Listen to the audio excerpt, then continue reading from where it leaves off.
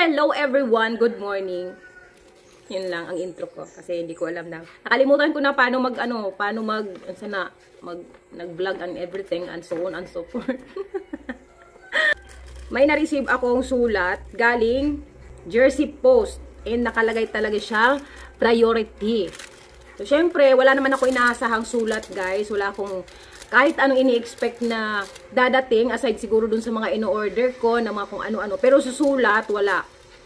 Unless na lang yung mga sasadya talaga na magpapadala. Pero ang alam ko lang kasi na magpapadala ng mga ganto-gantong eklabo is yung sa YouTube channel ko or si Google AdSense.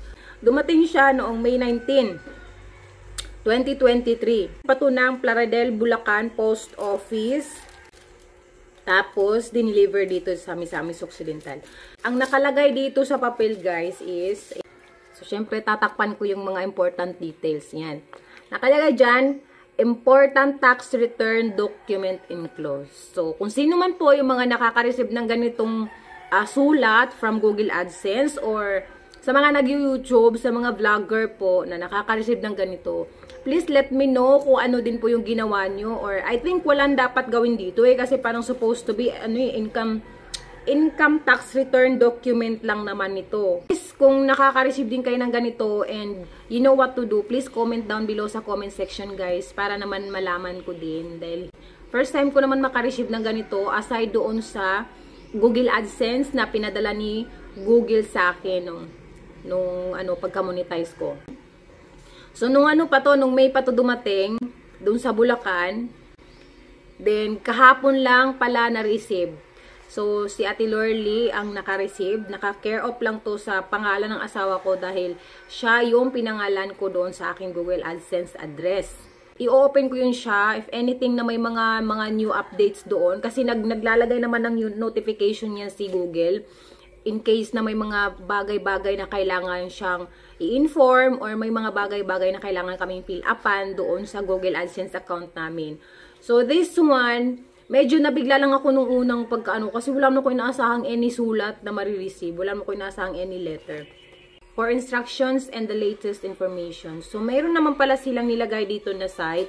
So, i-open ko na lang ito mamaya sa Google account ko. Hindi na po kasi ako active sa aking YouTube channel. I think mag 2 years na rin. Nag-upload naman ako paminsan-minsan. Pero hindi yung kinakareer ko na i-share ko pa sa iba kong mga kakilala or i-edit ko pa. Basta kung ano lang yung mabablog ko, kung ano lang yung naiisip ko. Parang mga random vlogs, random thoughts, kung ano lang yung mga random na na-videoan ko, ina-upload ko na siya sa YouTube ko without editing. That's the reason why hindi nag-i-improve yung channel ko. And tinamad na talaga ako, guys. Honestly, simula nung ako ay hindi nakatanggap nung last kong sahod. Nanghinaya lang din naman ako kasi until now, chinek ko yung channel ko, may advertise pa rin naman siya, guys. Hindi na talaga ako active sa YouTube, pero I will try my best na makabalik since nagpa-update itong mga tax namin na ito sa YouTube. Mga vlogger na mga wala ka pa sa yung mga pasang-awa ba sa YouTube. Yan na naman ako uli ni YouTube ng paalala. Ayan, mga tax return. Tax ka pa YouTube, wala ka kaming sinasahod na. That's all for today's video. Thank you so much, guys, for watching. Bye!